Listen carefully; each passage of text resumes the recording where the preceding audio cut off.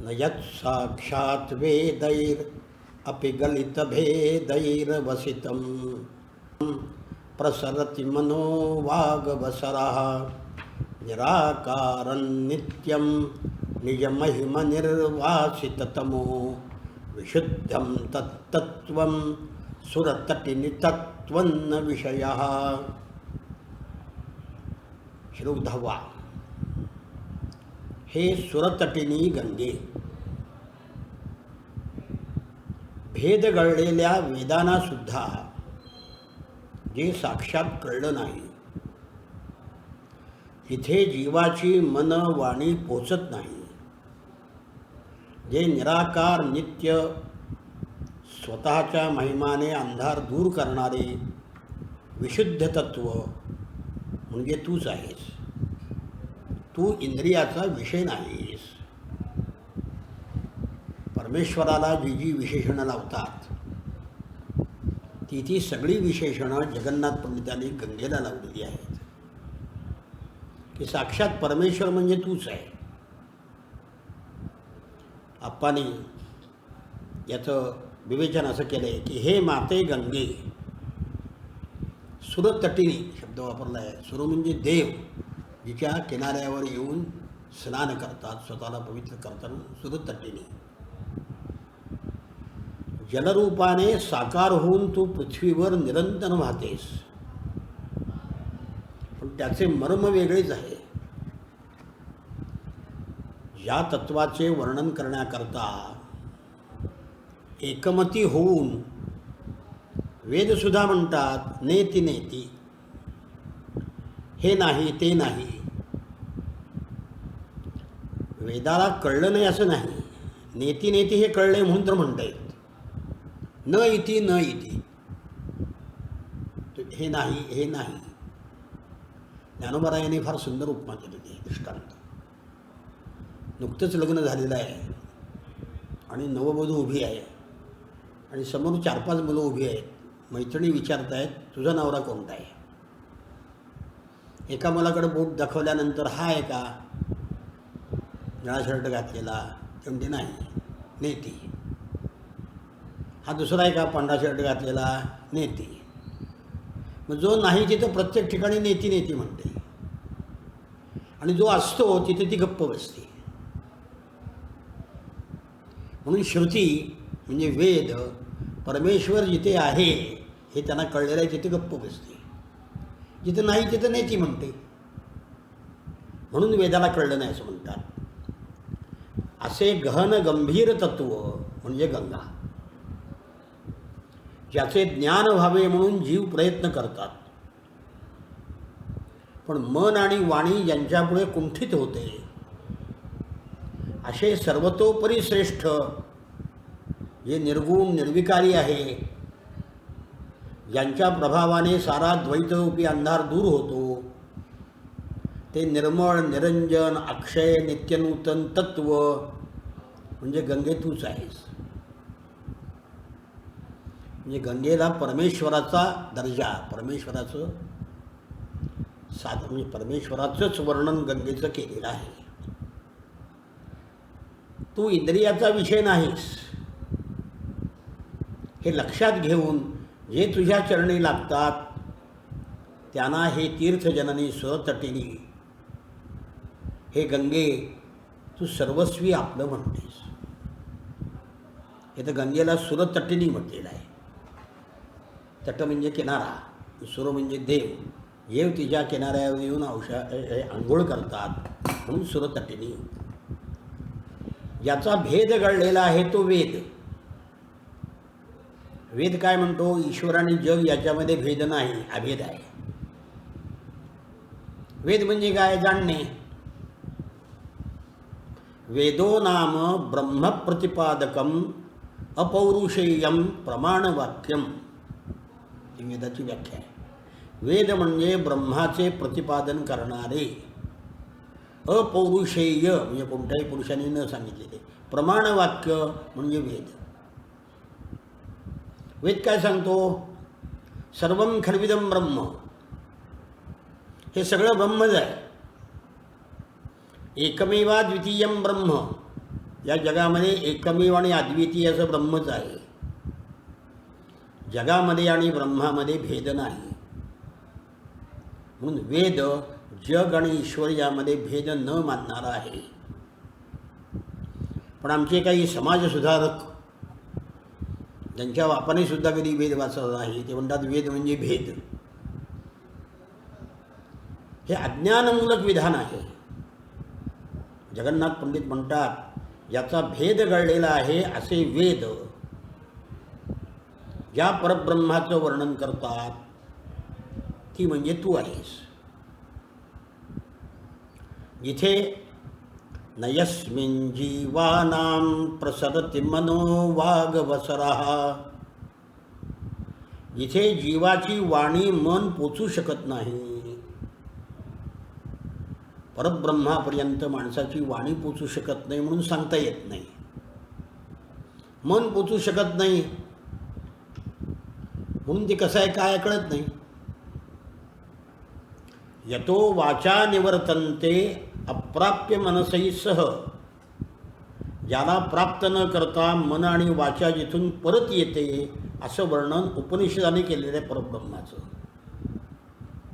ज्ञानोबराय सुद्धा म्हणतात जे शब्दे न लभे, जे शब्दाने प्राप्त होत नाही, शब्दात ते सांगताच येत नाही, मग वाचेला कसं कळणार.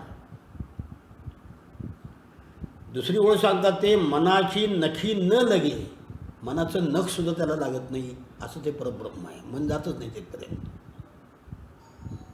ते सत्य म्हणजे गंगे, ते परब्रह्म म्हणजे तूच आहेस. ते परमतत्व कसं आहे, विशुद्धम तत्तत्वम, ते विशुद्ध आहे, मायारहित आहे, नित्य आहे, याला सतत अस्तित्व आहे, जे कधीही नष्ट होत नाही, जे जन्मतही नाही म्हणून मरत नाही. याला जन्मच नाही त्याला मरण असेल कसं. न जायते म्रियते वा कदाचिन नायं भूत्वा भविता वा न भूयाः, अजो नित्य शाश्वतोऽयं पुराणो न हन्यते हन्यमाने शरीरे.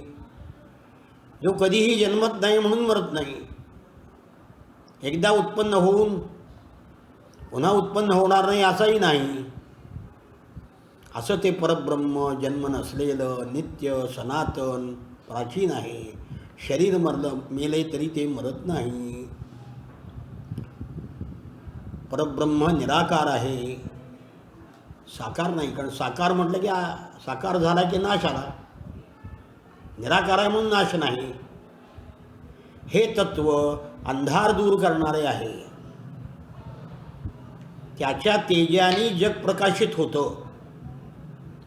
यस्य भासा सर्वमिदं विभाती, ज्याच्या तेजाने सर्व जग प्रकाशित होते.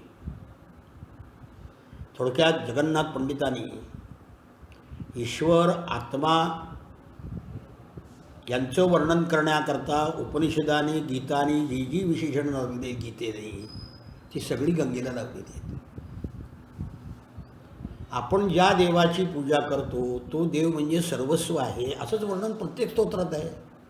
त्वं ब्रह्मा त्वं विष्णू त्वं रुद्रः त्वं इंद्रः त्वं अग्निः त्वं वायू त्वं सूर्यः त्वं चंद्रमाः. गणपती असं विशेष आहे. त्वं ब्रह्म भूर्भुवस्वरो. श्लोक 11. महाध्याधानैर्दानैर् बहुविधवितानैरपि च यत् न लभ्यं घोराभिः सुविमलतपोराशिभिरपि अचिन्त्यं तद्विष्णो पदमखिलसाधारणतया ददाना केनासि त्वमिह तुलनीया कथयनः. हे गंगे, महाध्यानैही, महान ध्यान जरी केलं, दानैही, पुष्कळ दानं दिली, बहुविध वितानैही, वितान म्हणजे यज्ञ, पुष्कळ प्रकारचे यज्ञ केले, तरी यद जे न लभ्यम, जे तत्व मिळण्यासारखं नाही. घोराभी सुविमल तपोराशिभी अपि, घोर तप, अतिशय शुद्ध सुविमल अशा तपांच्या राशी केल्या तरी सुद्धा अचिंत्यम, त्याचं चिंतन करता येणार नाही. तद विष्णो हो पदम, ते विष्णूचं पद. अखिल साधारणतया, अखिल म्हणजे सर्वांना, सामान्य लोकांना सुद्धा तू देतेस तुझ्यात आंघोळ केल्यानंतर. त्वम इह तू तुलनीया कथयना, सांग सगळ्यांना परब्रह्माचं पद देणारी तू, तुझी तुलना कोणाशी करावी?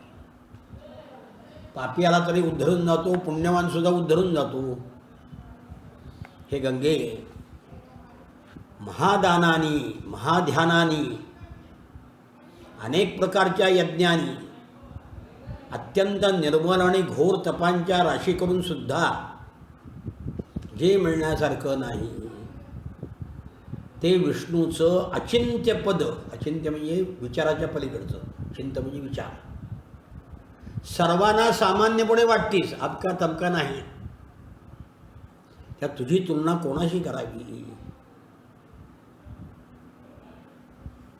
महादान देऊन सुद्धा, ध्यानधारणा करून सुद्धा, अनेक यज्ञ करून सुद्धा, अनेक वर्ष कठोर तपाचरण करताना सुद्धा भगवान विष्णूची पदकमलं लाभणं कठीण आहे. जिथे वेद कुंठित झाले, वेद ही मौनावले न छपावले मुनिजा प्रती.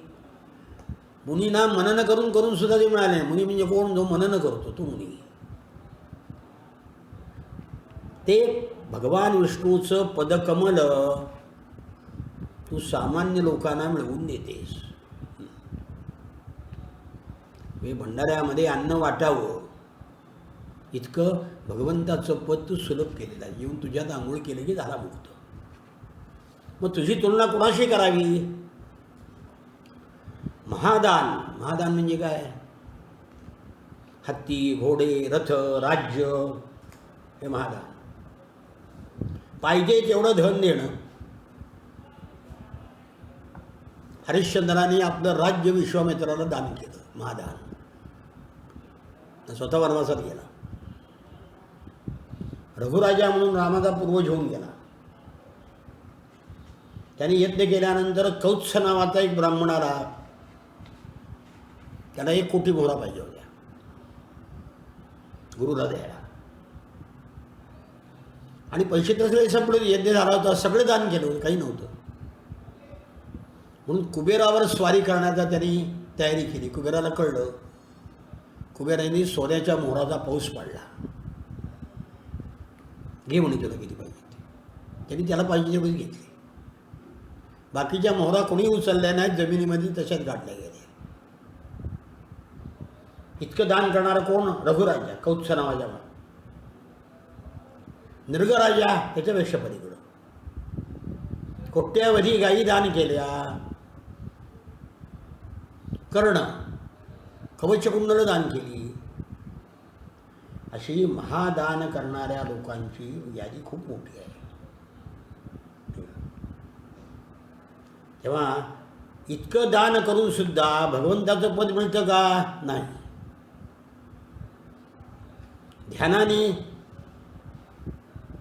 ध्यानामुळे चित्ताची एकाग्रता व्हावी लागते. थोडं जरी चित्त विचलित झालं तरी ध्यान भग्न होतं. ध्यानाच्या पुढं धारणा आणि समाधी 2 पायऱ्या येतात. पण ध्यानाने तो मिळत नाही, कारण ध्यान करता येत नाही. यज्ञाने हजारो यज्ञ करणारी माणसं होऊन गेली की आपल्याकडे. न वेद यज्ञाध्ययनैर्न दानैर न चक्रियाभिर्न तपोभिरुग्रैः. गीतेनं म्हटले वेद, यज्ञ, अध्ययन, दान, क्रिया, उग्र तप याने मी प्राप्त होत नाही. नाहं वेदैर्न तपसा न दानेन चेज्जया शक्य एवं विधो द्रष्टुम दृष्टवानसि मां यथा. गीता म्हणते की वेदाने, तपाने, दानाने, यज्ञ म्हणजे यज्ञाने अर्जुना मला पाहणं शक्य नाही. मी केवळ भक्तीनं दिसतो. अर्जुना, तू माझं रूप विश्वरूप जसं पाहिलंच ना, ते वेदानी तपानी दानानी यज्ञानी पाहणं शक्य नाही. असं दुर्लभ अचिंत्य अचिंतनीय पद गंगा प्राप्त करून द्यायला समर्थ आहे. जगन्नाथ पंडित म्हणतात जे तपानी यज्ञानी मिळणार नाही ते गंगा तुम्हाला प्राप्त करून देईल. कारण कसं आहे, यारे यारे लहान थोर, तुकाराम मला काय म्हणतात, लहान थोर कोणी आहे हो इथं पंढरपूरला, तुम्हाला मोक्ष दिला आहे म्हणून, चला आम्ही मोक्षाचं अन्नछत्र घातलं, येईल त्याला देतो, चला म्हणते. जयाने घातली मुक्तीची गवांदी, गवांदी मी अन्नछत्र. ते गंगेनं सुद्धा मोक्षाचं अन्नछत्र घातलेलं आहे. जो कोणी येतो गंगेमध्ये स्नान करतो त्याला भगवंताचं पद मिळतं. हा चांडाळ आहे, हा पापी आहे असा भेद गंगा करत नाही. नृणामी क्षामात्रा दपि परिहरन्त्या भवभयं शिवायास्ते मूर्ते कह्य महिमानं निगदतु अमर्षं म्लानायाः परममनुरोधं गिरिभुवो विहाय श्रीकण्ठं शिरसि नियतं धारयति याम्. काय केवळ दृष्टीनं सुद्धा माणसाचं संसारभय दूर करणाऱ्या हे गंगे तुझ्या कल्याणकारी मूर्तीचं महात्म्य जगामध्ये कोणाला वर्णन करता येईल? कोणीच करणार नाही. मत्सराने म्लान झालेल्या पार्वतीचा अनुनय करायचं सोडून भगवान शंकराने जिला मस्तकावर धारण केलं आहे अशी ही गंगा आहे. पार्वतीला सोडून, आवडत्या बायकोला सोडून डोक्यावर उन्हात घेतले, गंगेला घेतले. असं आहे. या ठिकाणी संसार भय महाघोर मानवाला अति दुस्तर आहे. काय म्हटले, हे जे नृणाम इच्छा मात्रात माणसाला केवळ दृष्टीनं भवभयं परिहरन्त्या संसाराचं भय दूर करणारी गंगा आहे. तुझ्या मूर्तीचं वर्णन महिमा किती करावा, तुझी थोरवी कोणत्या मुखाने वर्णन करावी. गंगे तुला नुसतं पाहिलं तरी भवभय दूर होतं. तुझ्या थोरवीला मोहून भगवान शंकर सुद्धा तुला डोक्यावर धारण करतो. सौती मत्सराने पार्वतीला हे पसंत पडलं नाही तरी भगवान तिची समजूत काढत नाही, अनुनय करत नाही, तुला डोक्यावर धारण करतो. शिवा इथं पार्वती, शिवयती म्हणजे कल्याण करते. गिरिभुवा म्हणजे गिरे हे म्हणजे हिमालयात भवती, पर्वतातून उगम पावली म्हणून ती गिरिभुवा. पार्वती आणि गंगा या दोघीचं नातं सौतीच आहे. गंगेला डोक्यावर धारण केले आणि पार्वतीला मांडीवर बसवले. त्यामुळे पार्वतीनं गंगेकडे पाहून सौती मत्सराने जी कोमेजून गेली, पण तरीसुद्धा भगवंतानी पार्वतीचा विचार न करता गंगेला मस्तकावर धारण केले. अशा गंगेचं महात्म्य कोण वर्णन करेल? असं आहे, जे अधिक गुणवान आहेत त्याला माणसं डोक्यावर घेतात. आता गंगा अधिक गुणवती आहे असं सूचित केलं.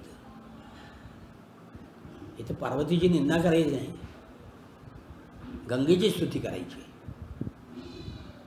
हा आमच्यापेक्षा चांगला आहे असं म्हणणं निंदा नाही आहे, तोच चांगला आहे ही स्तुती आहे. नाही निंदा निंदितून प्रवर्तते, निंदा निंदेकरता केली जात नाही. परंतु विधेयकम स्तोतुम, ज्याचं आपण वर्णन करतोय ती जास्त करण्याकरता अमक्यापेक्षा अमक्या चांगला असं म्हणतो. ही अमक्याची निंदा नाही आहे, दुसऱ्याची स्तुती आहे. कळलं का? विनिंद्यानुन्मत्तैर अपि च परिहार्याणि पतितैर अवाच्यानि व्रात्यै सपुलकमपास्यानि पिशुनैः हरन्ति लोकानाम् अनवर्तमेनांसिकीयतां कदाप्यश्रान्ता त्वं जगति पुनरेका विजयसे. कितीही वाईट पापं केली तरी त्यांचा उद्धार करतेस तू. कसली पातकं? विनिंद्या उन्मत्तयी.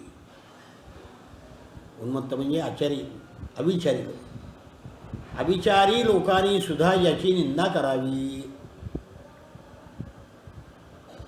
परिहार्या आणि पतितैही, पतित लोकांनी सुद्धा जी टाळावीत अशी पातकं. जगन्नाथ पंडित म्हणतात, मी कसली पातकं केली? उन्मत्त लोकांनी सुद्धा ज्याची निंदा करावी, पतित लोकांनी सुद्धा जी टाळावी. अवाच्य आणि व्रात्यैही, व्रात्य म्हणजे ज्याच्यावर कोणताही संस्कार झाला नाही त्याला व्रात्य म्हणतात. जन्माचा संस्कार नाही, मुंज झालेली नाही त्याला व्रात्य म्हणतात. आपण खोडकराला व्रात्य म्हणतो तसं नाही. कोणताही संस्कार ज्याच्यावर झाला नाही त्याला व्रात्य म्हणतात. व्रात्य म्हणजे संस्कारहीन. संस्कारहीनानी सुद्धा जी उच्चारू नयेत अवाच्यानी. सपुलकमपास्यानि पिशुनैः. पिशुन म्हणजे दुष्ट, अंगावर काटा आणणारी ही पातकं दुष्टांनी सुद्धा टाकून द्यावी. अशी सतत पाप करणारा मी, माझा सुद्धा उद्धार तू करतेस. अशा लोकांचा उद्धार करण्यामध्ये गंगे तू एकटीच विजयी होतेस. तर पापी लोकांची वर्गवारी केली आहे. उन्मत्तानी जी निंदावीत. उन्मत्त म्हणजे माजलेली, कुठल्याही प्रकारचं बंधन जे पाळत नाहीत ते, त्यांनी सुद्धा जी टाळावीत अशी पातकं. सुसंस्कृत लोकांनी जी उच्चारू नयेत, जी नुसती ऐकल्यामुळं दुष्टाच्या अंगावर काटा उभा राहावा आणि त्यांनी सुद्धा ती टाकून द्यावी. अशी कितीतरी पापं करणाऱ्या लोकांचा तू उद्धार करताना गंगे थकत नाहीस. हे किती प्रकारची पापी लोक आहेत त्याचं वर्णन आहे. कळलं का? अशा लोकांचा उद्धार करणारी जगामध्ये तू एकटीच विजयी होतेस. जे स्वार्थ आणि विषयासक्ती यामुळे भानावर उरले नाही ते उन्मत्त. आपण या पापी लोकांचा व्याख्या केलेली. उन्मत्त कोण? स्वार्थ आणि विषयासक्ती यामुळं जे भानावर नाहीत असे लोक ज्याच्या आज पातकाची निंदा करतात. आता पतित म्हणजे कोण? संस्कृती, सन्नीती, सदाचार ज्यांनी सोडून दिला आहे ते पतित. ते सुद्धा ही पातकं करत नाहीत. व्रात्य म्हणजे सर्व बंधने झुगारून देऊन जे स्वैरपणे वागतात ते व्रात्य. ते सुद्धा पापाचा उच्चार करायला घाबरतात अशी पाप. अजून दुष्टातले दुष्ट, क्रूर, दगडा इतके निर्दयी, दयाहीन, निष्ठूर यांच्या अंगावर सुद्धा ज्या पातकांचा उच्चार केल्यावर काटा उभा राहावा अशी पातकं. ही सगळी गंगे तू दूर करतेस. असली सगळी पातकं दूर करणारी त्रैलोक्यामध्ये तू एकटीच विजयी होतेस. म्हणून हे गंगे तुझ्या पायाशी मला साष्टांग नमस्कार आहे माझा. स्खलंती स्वरलोकात अवनितलशोकापहृतये जटाजूटग्रंथौ यदसि विनिबद्धा पुरभिदा अये निर्लोभानाम् अपि मनसि लोभं जनयतां गुणानामेवायं तव जननि दोष परिणतः. गंगे, तू स्वर्गातून पृथ्वीवर आलीस कशा करता? या लोकांचा उद्धार करायचा. स्खलंती स्वर्गलोकात, स्वर्गलोकातून खाली आली. स्खल म्हणजे खाली आली. अवनितल शोका परते, कशा करता? अवनितल पृथ्वीवरच्या लोकांच्या दुःख दूर करण्याकरता. पण येताना काय झालं? जटाजूटग्रंथौ यदसी विनिबद्धा, येताना तू शंकराच्या जटाजूटामध्ये अडकलीस. तेव्हा शंकराच्या निर्लोभी मनामध्ये सुद्धा तुझ्याबद्दल लोभ निर्माण झाला. म्हणून शंकराने तुला जटेत अडकवलं. भगवान शंकर निर्लोभी आहेत, त्यांना कशाचा लोभ नाही. तुझा लोभ सुटला. हाच तुझा गुण, लोकांचा उद्धार करण्याचा तुझा गुण तुला अडकवण्याला कारण झाला. जटाजूटामध्ये का अडकलीस? सद्गुणी आहेस म्हणून. म्हणून गुणसुद्धा काही वेळेला दोष होतो. माते, लोकांचे दुःख हरण करण्याकरता तू स्वर्गसुख सोडून पृथ्वीवर येऊ लागलेस. तेव्हा गिरिजाकांत शंकराने तुला जटेमध्ये बांधून ठेवलं. हे गंगे, भगवान शंकर किती निर्लोभी आहेत, पण त्यांच्या मनामध्ये सुद्धा तुझ्याविषयी लोभ निर्माण झाला. विरक्तांना सुद्धा आसक्त करतात असे सद्गुण तुझ्या ठायी आहेत, म्हणून तुला बंधन प्राप्त झालं. गंगा पृथ्वीवर का आली? 60,000 सगरपुत्रांचा उद्धार करण्याकरता. पृथ्वीवरच्या लोकांचं पाप ताप दैन्य दूर करण्याकरता, लोकांच्या कल्याणाकरता गंगा पृथ्वीवर आली, खाली आली. महापुरुषांना सुद्धा सामान्य लोकांच्या कल्याणाकरता खाली यावं लागतं. तुकाराम महाराज म्हणतात ना, आम्ही वैकुंठवासी आलो याच कारणासाठी.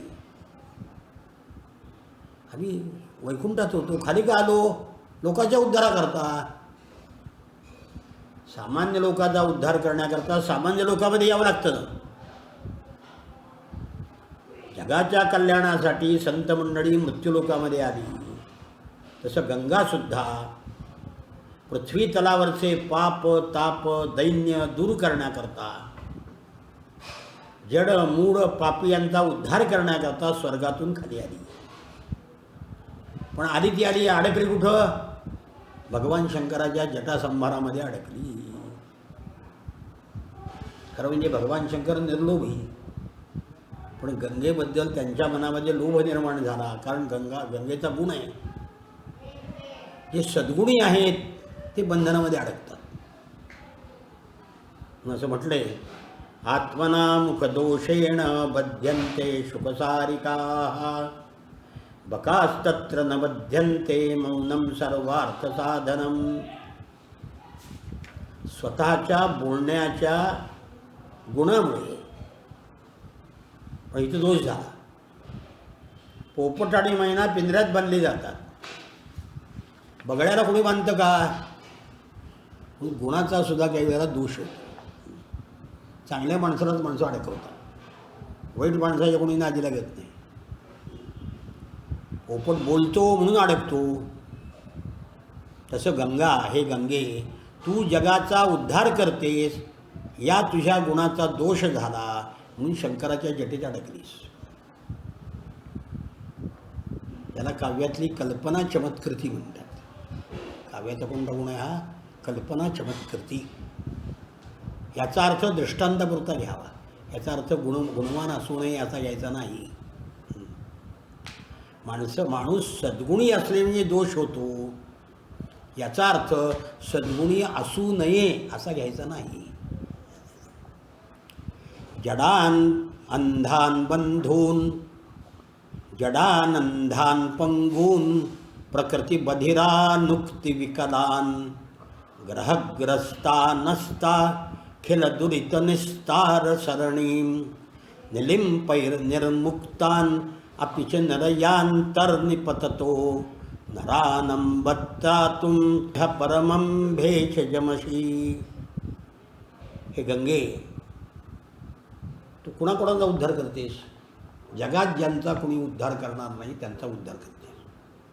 जडान, जड दगड, अज्ञानी, अंधान, आंधळे, पंगून, पांगळे, प्रकृतिबधिरान, शरीर यांचं बधीर झालेलं आहे, उक्तिविकलान, ज्याला बोलता येत नाही, मग तत्मुखे, ग्रहग्रस्तान, ग्रहाने पीडित, अखिल दुरित विस्तार सरणीम, अखिल दुरित म्हणजे सर्व पाप निवारण्याचे ज्यांचे मार्ग संपलेले आहेत, निलिंपै निर्मुक्तान, निलिंब म्हणजे देवाने सुद्धा ज्यांना टाकून दिलेलं आहे, निरयांत निपते, निरयांत म्हणजे नरक, जे नरकात जाऊन पडलेले आहेत, अशा नरान अंब, हे आई, त्रातूम, तारण्याकरता, त्वम इह, तू इथे, परमं भेषजम, अशी श्रेष्ठ औषध आहे, यांचा जगात कोणीही उद्धार करणार नाही. कोण? अज्ञानी, आंधळे, पांगळे, शरीराने बधिर झालेले, बोलता न येणारे मुके, ग्रहाने पीडित, ज्यांचे पाप निवारण करण्याचे सर्व मार्ग संपलेले आहेत, यांना सगळ्या देवाने टाकून दिलेलं आहे, जे नरकात पडलेले आहेत, अशा लोकांना तारण्याकरता श्रेष्ठ औषध तूच आहेस. आता जड मूर्ख म्हणजे कोण? आप्पांनी त्याचा विस्तार केला आहे. आप्पा म्हणतात, ज्याला आपलं हित कशात आहे हे कळत नाही ते मंदबुद्धीचे जड, ज्यांना उन्नतीकडे जाणारा सरळ चांगला मार्गही दिसत नाही ते आंधळे. आंधळे कोण, जड कोण, याचा व्याख्या आप्पांनी केलेली आहे. प्रगती, विकास, उन्नती या पथावर, प्रगती लाभते, विकास उन्नती या पथावर लाभते हे ज्यांना कळत नाही, म्हणून त्या सत्पथावर जे चालत नाहीत ते पांगळे, चांगल्या मार्गावरून जे चालत नाही. चांगले बोल शिकून सुद्धा ज्यांनी कधी उच्चारले नाही ते मुके. चांगले शिकून सुद्धा जे शिवे देतात नुसते ते मुके. कामक्रोधाच्या विकाराने ज्यांना घेरून टाकलं आहे, उद्धाराचे सारे मार्ग ज्यांचे बंद झालेले आहेत, देवाने सुद्धा ज्यांना दूर लोटलेले आहे, नरकात कोसळण्या वाचून ज्यांना अन्यगती उरली नाही, ज्यांचे संपूर्ण जीवन पापपूर्ण आणि निराधार आहे, या सर्वांचं रक्षण करण्याकरता दिव्य औषध गंगे तूच आहेस. म्हणून तुझ्या या अद्भुत वात्सल्याचे गायन मी कसे करू? आपण या ठिकाणी जड, अंध, पंगू या शब्दाचे विवेचन केले आहे. ते नाविन्यपूर्ण, सार्थ आणि उचित आहे, म्हणून त्याचा भावार्थ काढला त्या शब्दाचा. सर्व मार्ग संपलेले, टाकून दिलेले जे पापी आहेत, जगात त्याला कुठलंही औषध नाही, ते औषध फक्त गंगा आहे. औषधम जान्हवी तोयम. बरे वाईच्या पलीकडे जे गेलेले आहेत ना, त्याला औषध एक येत आहे, गंगा. म्हणून मरताना माणसाच्या मुखामध्ये माणसं गंगा घालतात. वैद्यो नारायणो हरिही. वैद्य कोण? परमेश्वर. औषध कोणतं? गंगाजल.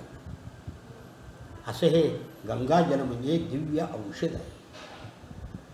स्वभाव स्वच्छानो सहज शिशिराणामयमपाम अपारस्ते मातर जयति महिमा कोपि जगति मुधायं गायन्ति जितलमनवद्यद्युतिवृतः समासाद्याद्यापि स्फुटपुलकसान्द्राः सगरजाः.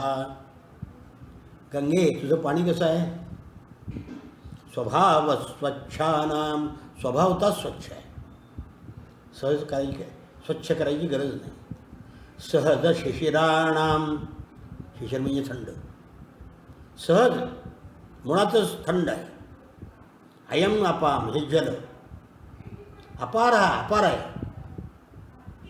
ते मातर जयती, त्याचा विजय होतो, तुझ्या पाण्याचा सदैव विजय होतो. मुदायंगायंती जितलमनवद्यद्युतिभृता, तुझा मोठेपणा काही सुद्धा आनंदाने जे गातात त्यांना द्युतलम स्वर्ग, अनवद्यद्युतिभृता म्हणजे दिव्य तेज धारण केलेले असे म्हणजे देव होऊन अजूनसुद्धा स्फुटपुलक सांद्र सगरजा, अंगावर ज्यांच्या रोमांच प्रगट झालेले आहेत असे सगरपुत्र अजूनसुद्धा तुझा महिमा गाता आहेत. गंगेचं पाणी कसं आहे? स्वभावता स्वच्छ, शीतल, ज्यांच्या प्रभावाने जयजयकाराने पृथ्वीतल कोंदले आहे असा तुझा जलमहिमा गंगे अपार आहे. तुझा महिमा शब्दामध्ये सांगता येत नाही. सगर राजाचे पुत्र तू तुझ्या स्पर्शाने उद्धरलेस, त्यांना कपिलाच्या शापापासून मुक्तता लाभली. गंगेच्या पाण्याचा त्यांच्या राखेला स्पर्श झाला आणि ते मुक्त होऊन दिव्य धारण करून स्वर्गलोकाला गेले. म्हणून ते सगरपुत्र तुझी कीर्ती अद्याप गातात आणि आनंदाने गाताना त्यांच्या अंगावर रोमांच फुलतात. सगरराजाच्या अश्वमेधाचा घोडा इंद्राने पळवून नेला आणि कपिल महामुनीच्या आश्रमाजवळ नेऊन बांधला. सगराचे पुत्र अश्वाला शोधत शोधत कपिल मुनीच्या आश्रमाजवळ आले. तिथे त्यांना तो अश्व दिसला. त्यांना वाटले की हा घोडा कपिल महामुनींनी चोरून आणला आहे. म्हणून ध्यानस्थ असलेल्या कपिलावर मारण्याकरता ते धावून गेले. कपिल महामुनींनी डोळे उघडले, त्यातून ज्वाळा निघाल्या आणि 60,000 सगरपुत्र जळून खाक झाले. त्यांचा शोध घेत घेत तिथे भगीरथ आला. तो कपिल महामुनींना शरण गेला आणि सगरपुत्राच्या उद्धाराचा मार्ग विचारला. कपिलांनी सांगितलं की स्वर्गातून गंगा आण, तिच्या पवित्र जलाच्या स्पर्शाने सगरपुत्र उद्धरतील. भगीरथाने घोर तपश्चर्या केली आणि गंगेला पृथ्वीवर आणली आणि सगरपुत्राचा उद्धार केला. गंगेच्या पाण्याचा स्पर्श झाल्याबरोबर सगरपुत्र दिव्य देह धारण करून स्वर्गामध्ये गेले. हे माते गंगे, ते सगरपुत्र आनंदाने रोमांचित होऊन अजूनही तुझा महिमा गातात. गंगेचं पाणी कसं आहे? शुद्ध, सहज शीतल, शापमुक्त करणारे, स्वर्गप्राप्ती करून देणारे आहे. म्हणून गंगा जलाचा महिमा अगाध आहे. कृतक्षुद्रैनस्कान अथ झटिति संतप्त मनसा समुद्धर्तुं यन्ति त्रिभुवनतले तीर्थनिवहा अपि प्रायश्चित्त प्रसरणपथातीतचरितान् नरानूरीकर्तुं त्वमेव जननी त्वं विजयसे. किरकोळ पाप केल्यावर त्यांचा उद्धार करणारे पुष्कळ आहेत, पण माझ्या त्याच्या महापाप्यांना उद्धरणारी गंगे तू एकटीच आहेस. कळलं का? कृतक्षुद्रैनस्कान, क्षुद्र पाप केलेली, झटिती त्वरित, संतप्त मनसा पश्चाताप झालेल्या मनाने,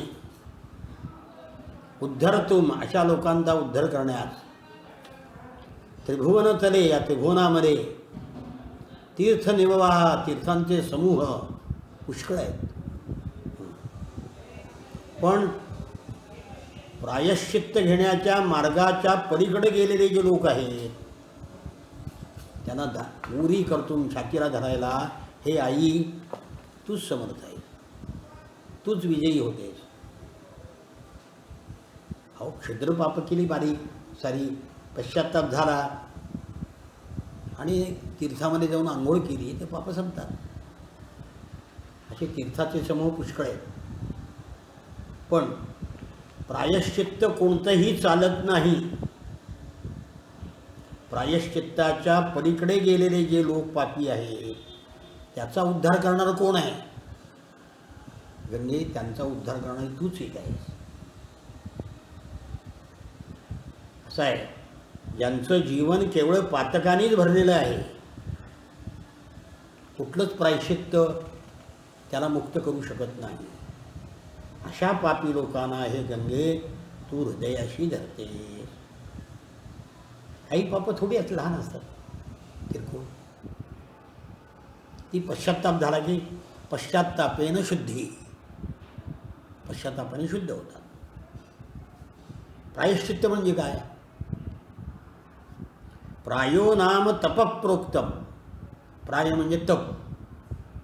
चित्तम निश्चयम उच्यते. चित्त म्हणजे निश्चय करणं.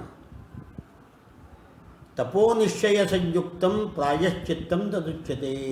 तप आणि निश्चय या दोघाला मिळून प्रायश्चित्त म्हणतात. तप करण्याचा निश्चय करणं. क्षुद्र पाप असेल लहान तर लहान प्रायश्चित्त आहे.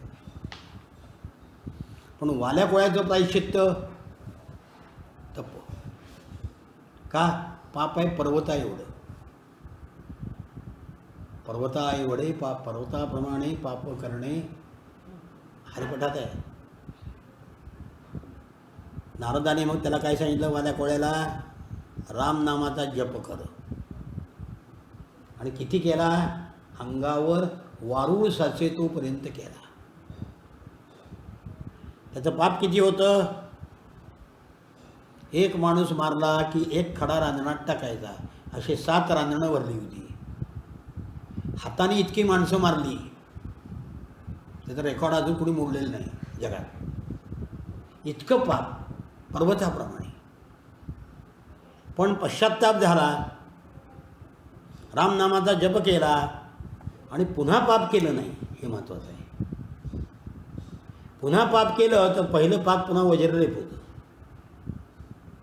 अन्यक्षेत्रे कृतं पापं पुण्यक्षेत्रे विनश्यती. इतर क्षेत्रामध्ये केलेलं पाप पुण्यक्षेत्रामध्ये नष्ट होतं. पुण्यक्षेत्रे कृतं पापं वज्रलेपो भविष्यती. पण पुण्यक्षेत्रामध्ये पाप केलं तर ती वज्रलेप होतं. इतर क्षेत्रामध्ये केलेलं पाप पंढरपुरात नष्ट होतं. चंद्रभागेचं स्नान केलं, पांडुरंगाचं दर्शन केलं, नष्ट झालं. पण पंढरपुरात पाप केलं तर ते वज्रलेप होतं. ते कुठेही पुसून जात नाही. बलराम दादाने पाप केलं काय? पुराण सांगणाऱ्या सूताला मारलं. पश्चात्ताप झाला. ऋषीमुनींना विचारलं काय करू प्रायश्चित्त? त्यात म्हणले वर्षभर तीर्थयात्रा कर. त्यांनी वर्षभर तीर्थयात्रा केली, प्रायश्चित्त घेतलं. परशुरामाने सहस्त्रार्जुनाला मारलं. जमदग्नीने सांगितलं की तो राजा आहे, राजाला मारलं, ते पाप केलं आहेस, प्रायश्चित्त घे. त्यालाही ते सांगितलं वर्षभर तीर्थयात्रा कर. त्याने केलं. पेशव्यांचे न्यायाधीश रामशास्त्री प्रभुणी होते. राघोबादादांनी नारायणराव पेशव्यांचा खून केला आणि प्रायश्चित्त विचारलं. रामशास्त्र्यांनी सांगितलं देहांत प्रायश्चित्त. अजामिळाने जन्मभर पाप केली, प्रायश्चित्त काय घेतलं नाही. मरताना नारायण नाव उच्चारलं, सगळी पापं जळली, यमपाशातून सुटला. सगळ्या पापांना प्रायश्चित्त आहे, पण काही पाप अशी आहेत की ज्याला प्रायश्चित्त नाही. मित्रद्रोह, ब्रह्महत्या, व्यभिचार, देशद्रोह, याला प्रायश्चित्त काय? देहदंड. पण अशा पापी लोकांना सुद्धा तारणारी गंगा आहे. म्हणून हे गंगे तुझ्यासारखी तूच, याला आनंदमय अलंकार म्हणते. तुझ्यासारखी तूच, तुला उपमा नाही. निधानं धर्माणां किमपि च विधानं नवमुदां प्रधानं तीर्थानाम् अमलपरिधानं त्रिजगतः समाधानं बुद्धेर अथ खलु तिरोधानमधियां श्रियामाधानन्नः परिहरतु तापं तव वपुः. हे गंगे, तू काय आहेस? निधानं धर्माणां, धर्माचं स्थान आहेस. आमचा धर्म तुझ्या काठावर विकसित झाला.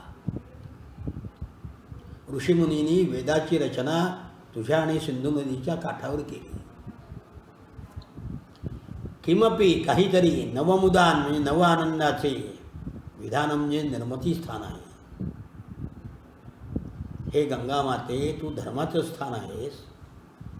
नित्य नूतन आनंदाचे निर्मिती स्थान आहेस.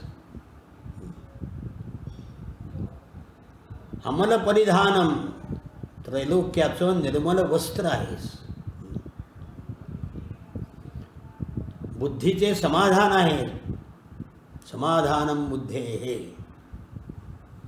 दुर्बुद्धी लोकांना तू न दिसणारी आहेस. आणि समृद्धी देणारे तुझे शरीर. तापम परिहरतु तापम तव वपू, तव वपू म्हणजे तुझं शरीर, तुझा प्रवाह. तापम परिहरतु, आमचे सर्व ताप दूर करू. गंगा मातेला काय म्हटलंय? तुझे स्वरूप धर्माचं स्थान आहे. कारण आमचा धर्म तुझ्या काठावर निर्माण झाला ना. सगळे वेद, सगळी पुराणं गंगा आणि सिंधूच्या काठावरच झालेली आहेत. तुझ्या काठावर आमच्या ऋषीमुनींनी पवित्र सामगायनं गायली, असा सिंधूचा उल्लेख सावरकरांनी सिंधू सुक्तामध्ये केलेला आहे.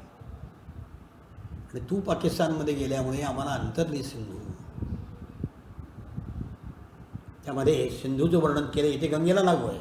गंगेच्याही काठावर पुराणांची निर्मिती झाली, काही वेदांची निर्मिती झाली, ऋषीमुनी झाले. त्या तू धर्माचं स्थान आहे सांगत्या. नित्यनूतन आनंदाचं निर्मिती स्थान आहेस. तुझ्या काठावर गेलं की आनंद प्राप्त होतो. तो आनंद कसा आहे? नित्यनूतन, रोज नवीन, कालचा आज नाही. तू सर्व तीर्थामध्ये प्रमुख आहेस. भारतामध्ये कोणत्याही सगळ्यात गंगा प्रमुख आहे. सिंधू होती पण ती आता पाकिस्तानात गेली. आता गंगेशिवाय प्रमुख कोण आहे? प्रत्येक गावच्या नदीला सुद्धा लोक गंगा म्हणतात. गोदावरीला सुद्धा दक्षिण गंगा म्हणतात. म्हणून तू तीर्थामध्ये प्रमुख आहेस. तू त्रैलोक्याचं वस्त्र आहेस. पण 3 लोकांना आलेली, स्वर्गातून आली, पृथ्वीवर आणि पाताळ. त्रैलोक्याचं वस्त्र, निर्मल वस्त्र आहेस. तू आमच्या बुद्धीचं समाधान आहेस. गंगे, दुर्बुद्धी लोकांना तू न दिसणारी आहेस. समृद्धी देणारं तुझं शरीर आमचा ताप हरण करू. आप्पा म्हणतात की गंगे, तुझं स्वरूप पावन आहे. तू सद्धर्माची खाण आहेस. तू नित्यनूतन आनंद देतेस. तुझं वर्णन करायला येत नाही. जी तीर्थ माणसाला पापमुक्त करतात त्या तीर्थात तू श्रेष्ठ आहेस. तू विश्वाचं निर्मळ पांघरूण आहेस. बुद्धी असामान्य आणि तीक्ष्ण असली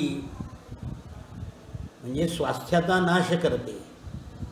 पण त्या बुद्धीचं समाधान गंगे तुझ्यामुळे होतो. जास्त बुद्धिमान मनुष्य जास्त अस्वस्थ असतो. हे काय, ते काय, ते काय, ते काय. जास्त जादा अक्कल उपयोगाची नाही. समाधान होत नाही. त्याला झोप सुद्धा येत नाही. नाही कळलं मी. तुझ्या सामर्थ्याने दुर्बुद्धी लोकसुद्धा उद्धरून जातात. गंगे, तुझा वर्णन मी काय करू? ज्यांच्याजवळ असामान्य ऐश्वर्य आहे त्याचं आश्रयस्थान सुद्धा तूच आहेस. तुझे रूप आमचे त्रिताप लयाला निघू. गंगेला धर्माचं निधान का म्हटले? आमचा धर्म, संस्कृती, संस्कृत वाङ्मय, कला, आमची संस्कृतीच गंगेच्या काठावर निर्माण झाली. सगळी आमची प्रमुख तीर्थक्षेत्र गंगेच्या काठावरच आहेत. ऋषिकेश, हरिद्वार, काशी, प्रयाग, वेगवेगळ्या काठावर. गंगा हे भारताचे राष्ट्रीय महातीर्थ आहे. आध्यात्मिक क्षेत्रामध्ये जे महत्त्व गीतेचे आहे ते धार्मिक क्षेत्रात गंगेचे आहे. पंडित जवाहरलाल नेहरू किती नास्तिक, इंग्रज आळलेले, पण त्यांनीसुद्धा गंगेची महती गायलेली आहे. पंडित नेहरू म्हणतात, भारताचे हृदय जिने बंदिवान करून ठेवले आहे आणि इतिहासाच्या उषक्कालापासून कोटी कोटी भारतीयांना जिने आपल्याकडे ओढून घेतले आहे, ती भारताची एकमेव श्रेष्ठ नदी म्हणजे गंगा. नेहरू म्हणते, उगमापासून सागरापर्यंत गंगेची कथा म्हणजे भारताची सभ्यता, संस्कृती, साम्राज्याचा उदय आणि अस्त यांची कथा आहे. त्यांच्या डिस्कवरी ऑफ इंडिया या पुस्तकामध्ये गंगेवर त्यांनी खूप लिहिले. गंगा म्हणजे नित्य नूतन आनंद देणारी, आनंदाची निर्मिती करणारे स्थान. भारतात अनेक तीर्थ आहेत, पण सर्वश्रेष्ठ तीर्थ म्हणजे गंगा आहे. गंगा सदृशम तीर्थम नास्ति, गंगेसारखं दुसरं तीर्थ नाही. म्हणून म्हटले, गंगा गंगेति यो ब्रूयात योजनानाम शतैरपी. शेकडो योजनावरून जरी गंगा गंगा नुसतं म्हणालं, मुच्यते सर्व पापेभ्यो, तो सर्व पापातून मुक्त होतो आणि विष्णू लोकाला जातो. यामध्ये या श्लोकामध्ये गंगेला काय म्हटलंय? त्रैलोक्याचे विमल वस्त्र. काय सुंदर कल्पना आहे. बुद्धीचे समाधान. पण अतिबुद्धिमान माणसं मत्सरी असतात. दुसऱ्याला काय कळते असं त्याला वाटतं. पण भर्तराने काय म्हटलंय? बोद्धारो मत्सरग्रस्ता. जे बुद्धिमान आहेत ते मत्सराने व्यापलेले, ग्रस्त झालेले. पण बुद्धिमान लोकांचे सुद्धा गंगा समाधान करते. जगन्नाथ पंडित किती बुद्धिमान होता, पण गंगेनं समाधान केलं, त्याचा उद्धार केला. म्हणून मोठमोठे ऋषी, तप, संन्यासी, विद्वान गंगा तीरी राहण्याची, गंगेमध्ये देह अर्पण करण्याची इच्छा करतात. कवी वाल्मिकीसुद्धा म्हणतात, हे माते गंगे, तुझ्या तीरावर राहत, तुझे पाणी पीत, तुझ्या लाटात खेळत, तुझे नाव जपत, तुला सर्व अर्पण करीत, माझ्या शरीराचा अंत व्हावा. आमच्या आप्पांनासुद्धा ते उत्तर काशीला गंगेच्या काठावर राहत होते. त्यांच्या खोलीपासून 10-15 फुटावर गंगा होती, इतकी जवळ. मी त्यांना विचारलं, आप्पा चंद्रभागा सोडून गंगेपुढे का गेलात? पंढरपुरात राहा ना. मग त्यांनी वाल्मिकीचा श्लोक माझ्यापुढे टाकला, वाचवले. आता आपण सांगणार आहोत वाल्मिकीचे गंगासूत्र, आपण सांगणार आहोत. त्यात वाल्मिकीने हेच म्हटले, हे गंगे, माझी काय इच्छा आहे? माझा देह तुझ्यात पडावा. जसं आपण सांगितलं बघ म्हणजे वाल्मिकी, तीच माझी इच्छा आहे. आणि परमेश्वराने आपणची इच्छा पूर्ण केली. गंगाकाठीच त्यांनी देह ठेवला आणि अंत्यविधी त्यांचा गंगेच्या प्रवाहामध्येच झाला. गंगेच्या प्रवाहामध्ये देह सोडून दिला. हे गंगे, अभिचारी लोकांना तू न दिसणारी आहेस. त्यांच्या दृष्टीला काय आहे की नदी आहे, यात काय विशेष आहे, वाहणारं जल आहे. पण तू देवता आहेस, तू भाग्यविधात्री आहेस, हे नास्तिकांना कळत नाही. गंगेचा प्रवाह, जलप्रवाह संपत्ती देणारा आहे. कारण तिच्या काठावर जमीन सुपीक आहे. या पाण्याने असंख्य पिकं होतात. उत्तर प्रदेशासारखा समृद्ध प्रांत भारतामध्ये कोणता नाही, कारण जमीन आणि पाणी गंगेचं. गंगेमुळं भारत हा सुजलाम सुफलाम झाला, श्रीमान समृद्ध झाला. असा गंगेचा प्रवाह आमचे ताप दूर करो. जगन्नाथ पंडित म्हणतात की हे गंगे, तू माझा उद्धार कर, तुझ्या पाण्यामध्ये माझा देह पडला पाहिजे, अशी अनेक लोकांची इच्छा आहे. म्हणून काशीला सुद्धा देह निम्मा जळला की प्रवाहात फेकून देतात. आता ते बंद झालं कारण पाणी दूषित व्हायला लागलं म्हणून. पण इतकी वर्ष गंगेचं पाणी शुद्ध आहे, आपल्या मूर्खपणामुळे त्याचं अशुद्ध व्हायला लागलेलं आहे. ते पुन्हा शुद्ध करण्याची प्रक्रिया सुरू आहे. गंगा हे भारताचं राष्ट्रीय तीर्थ आहे, म्हणून तो गंगेचा प्रवाह आमचा ताप दूर करो. कोणता ताप आहे? त्रिविध ताप. आध्यात्मिक ताप, आधिभौतिक ताप आणि अधिदैविक ताप. शरीराला होणारा आध्यात्मिक, पंचमहाभूतामुळे होणारा अधिभौतिक आणि पापपुण्यामुळे होणारा अधिदैविक. हे सगळे ताप गंगा नष्ट करते. म्हणून श्रियामाधानन्नः परिहरतु तापन्तव वपुः पुरोधावन् धावन् द्रविणमदिरा घूर्णितदृशां महीपानां नाना तरुणतरखो खेदस्य, ते खेदस्य पाहिजे, महीपानां नाना तरुणतरखेदस्य नियतं ममैवायं मन्तुः स्वहितशतजन्तुर्शतहन्तुर्जडधियो वियोगस्ते मातर्यदिह करुणात् क्षणमपि. हे श्लोकात शुद्ध लगण्याच्या फार चुका आहेत, 4-5 चुका आहेत. आत्तापर्यंत आमचं आयुष्य कसं गेलं? जगन्नाथ पंडित म्हणतात, मदिरेनं ज्यांची दृष्टी तिरस्कारयुक्त झालेली आहे, संपत्तीच्या मदिरेनं, अशा राजांच्या पुढे पुढे धावून धावून माझं आयुष्य गेलं, शेकडो हितांचा नाश झाला. तेव्हा हे गंगे, आता मला कळलेलं आहे की त्यांच्या पुढे धावायला नको होतं, म्हणून मी तुला शरण आलेलो आहे. स्वतःच्या शेकडो हिताचा नाश करणाऱ्या जडबुद्धीचा तुझा माझा क्षणभर जरी योग झाला तरी तो माझा अपराध माना. संपत्तीच्या मदरेमुळे ज्यांचे डोळे धुंद झालेले आहेत, अशा बादशाच्या पुढं मी पुढं केलं, लाचार झालो, त्यांच्यावर काव्य केलं. राजसेवेनं स्वार्थासाठी आम्ही लाचार झालो, त्यामुळे मला खिन्नतेचं धनी व्हावं लागलं. चूक माझी झाली गंगे, तुला सोडून वेड्यासारखा मी हिंडलो, माझं हित कशात आहे मला कळलं नाही, तुझी सेवा आयुष्यात माझ्या हातून घडली नाही, म्हणून हे गंगा माते, हे माझे अपराध तू पोटात घालावेस, तू करुणाची राशी आहेस, म्हणून माझा उद्धार कर. जगन्नाथ पंडितांनी आपलं आयुष्य थोडक्यात वर्णन केले. आयुष्य कसं गेलं?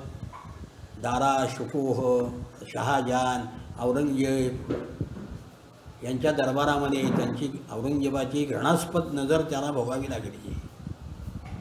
इतर काही लोकांच्याही पदरी गेले राजाच्या, कुठेही समाधान मिळालं नाही. हो, धनवृद्ध असला काय, तपोवृद्ध असला काय, त्यांच्या दारामध्ये उभा राहणं लज्जास्पद आहे. पण काय करायचं?